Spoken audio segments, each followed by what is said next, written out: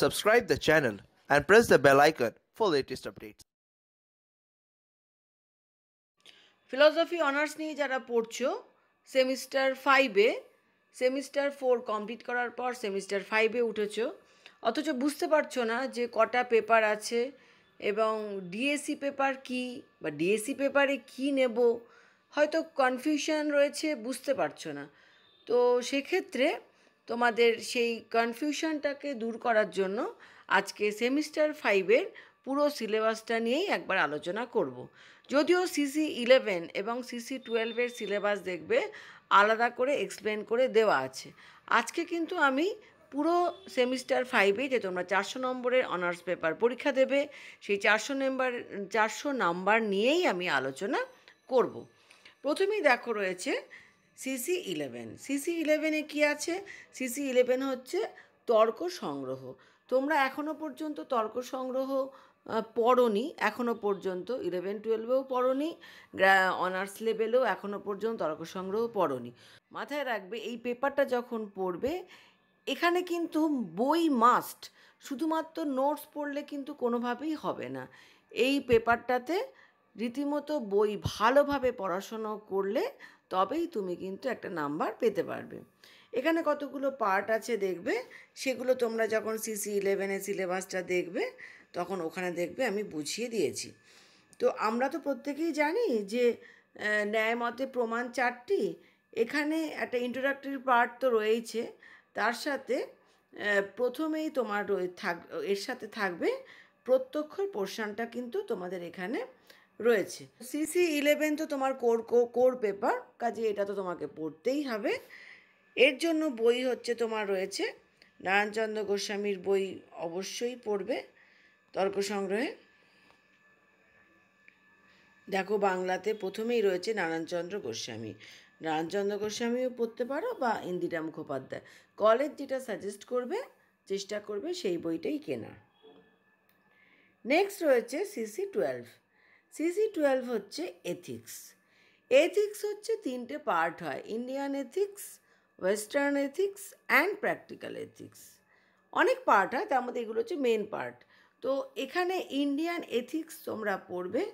Indian এথিক্সের মধ্যে যা যা রয়েছে এখানে দেখতে পারবে, আমি ওটা নিয়ে অত ডিটেলে আলোচনা করব না, তার কারণ হচ্ছে যে CC12-এর ওপর সিলেবাস আমার দেওয়া আছে, যদি খুঁজে না পাও ডেসক্রিপশানে লিঙ্কটা দিয়ে দেবো, দেখে নিও। তো CC12 হচ্ছে কি, এটা কোর পেপার, এটা পড়তেই হবে, এটা প্রত্যেককেই CC11 এবং CC12টা পড়তেই হবে। এখন সমস্যা হচ্ছে যে তারপরও শোনা যাচ্ছে যে ডিএসসি পেপার আছে। তো তোমরা আগে এসএসসি পেপার পড়ে এসেছো, তোমরা জানো। তো ডিএসসি পেপার কী নেবে সেইটা নিয়ে একটা তোমাদের অনেক সময় প্রবলেম শুরু হয়। তো এখন আমরা চলো দেখে নিই যে ডিএসসি পেপারগুলোতে কি আছে এবং তুমি কি নেবে।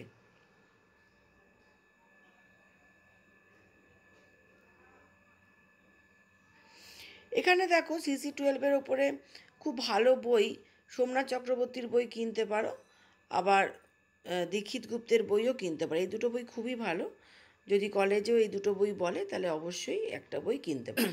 সেমিস্টার 5-এ ডিএসসি পেপার যে থাকছে, তোমরা কি নেবে? ডিএসসিটা কি? Discipline specific elective course, DSE আমরা শর্টে বলছি, ডিএসই। তাহলে সেমিস্টার 5-এ ডিএসসি যেটা রয়েছে এখানে তোমাকে কতগুলো অপশান দিয়ে দেবে, তোমাকে যে কোনো একটা চয়েস করতে হবে। দেখো লেখাই আছে ব্র্যাকেটে, any one from the following options. তো আমি প্রত্যেকটাই আলোচনা করে দেবো, তুমি সেই হিসেবে চয়েস করতে পারো। প্রথমেই দেখো রয়েছে ওয়েস্টার্ন লজিক। যদি ওয়েস্টার্ন লজিক নিতে পারো, এর থেকে ভালো আর কিছু হয় না। ওয়েস্টার্ন লজিকে দেখো কি পড়তে হবে না, তোমরা যে লজিক বই পড়েছো সেই বই কিন্তু আর লাগবে না, এখানে তোমাকে কিনতে হবে আলাদা করে সিম্বলিক লজিক 5th এডিশন, যেটা যদি পরবর্তীকালে MA পড়ো, MA জেনারেল লজিক যেটা থাকে সেখানে কিন্তু এইটা পড়ানো হয়। আর কি আছে?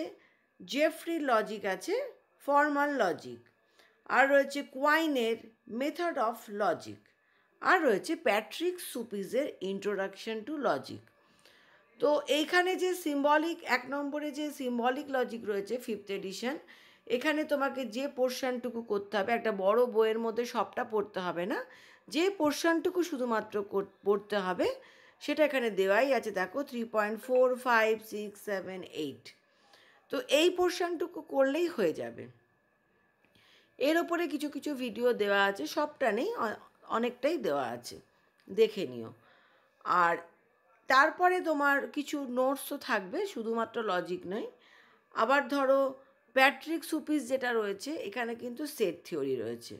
সেট থিওরিতে তোমাদের যে বইটা থাকবে, মানে ইন্ট্রোডাকশন টু লজিক সুপিসের যে বই, তাতেও দেখো 9.1 থেকে 9.7 এই পোর্শনটা তোমাদের রয়েছে। তো লজিক পোর্শনে এগুলো তোমরা খুব ভালো করে করো, যদি তোমরা মনে করো যে আমি লজিক নিতে চাই। তা লজিক নিতে গেলে কি পড়তে হবে সেটা তোমাদেরকে বলে দিলাম।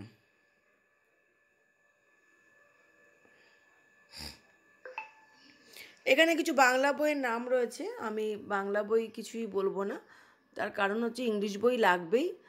বাংলা বই যদি মনে করো কিনবে, যদি কলেজ কোনো বই রেফার করে, তাহলে অবশ্যই সেখানে দেওয়াই রয়েছে, রমাপ্রসাদ দাসের বই কিনতে পারো। নেক্সট বি, সব কলেজে তো লজিক করানো হয় না। যে কলেজে যেরকমভাবে চিন্তাভাবনা থাকে যে কি ডিএসসি পেপার পড়াবে, সেই কলেজ সেই অনুযায়ী ডিএসসি পেপার সেট করেন। তো এখানে তোমার ইচ্ছা, আমার ইচ্ছা বা কারোর ইচ্ছা দিয়েই কিছু হবে না।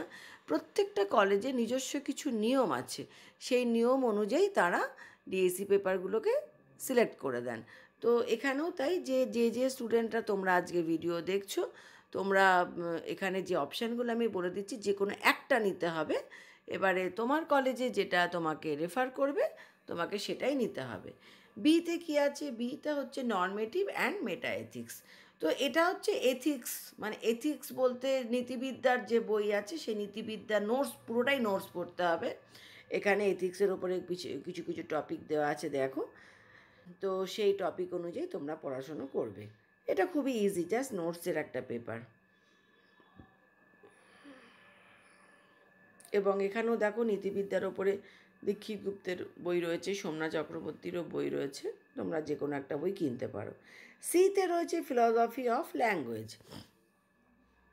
ফিলসফি অফ ল্যাঙ্গুয়েজ মানে যে পার্টটা রয়েছে, অনেকে বুঝতে পারছে না।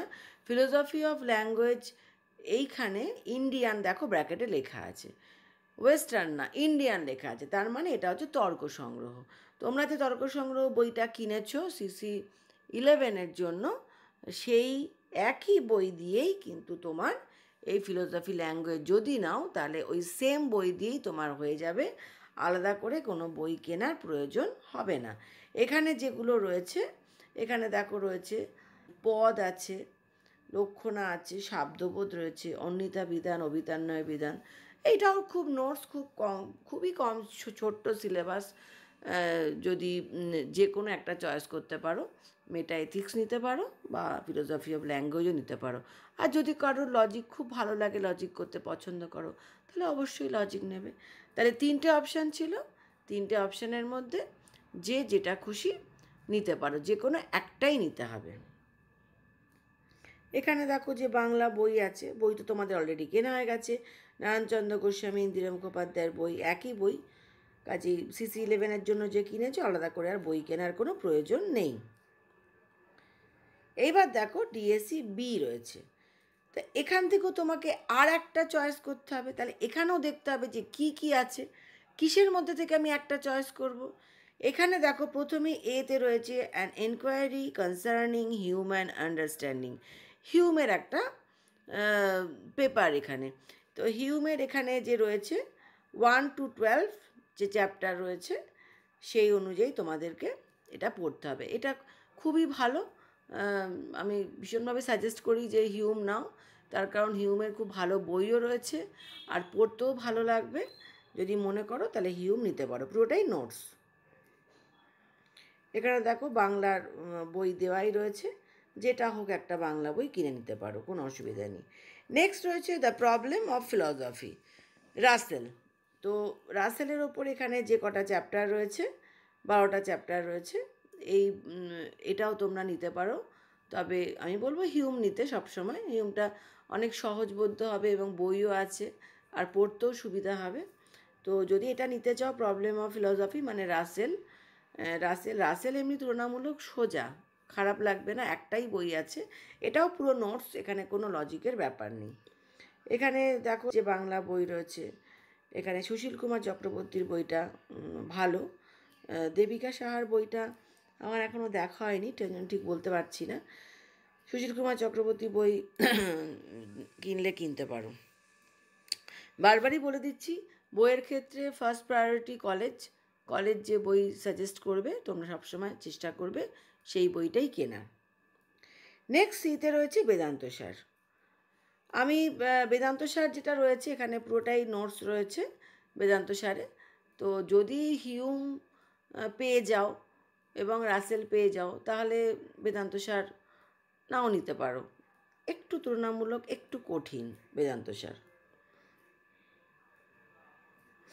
এরপর আছে শ্রীমদ্ ভগবদ্ গীতা। শ্রীমদ্ ভগবদ্ গীতার কিন্তু পুরোটা নেই, 3rd চ্যাপ্টার এবং 14 চ্যাপ্টার।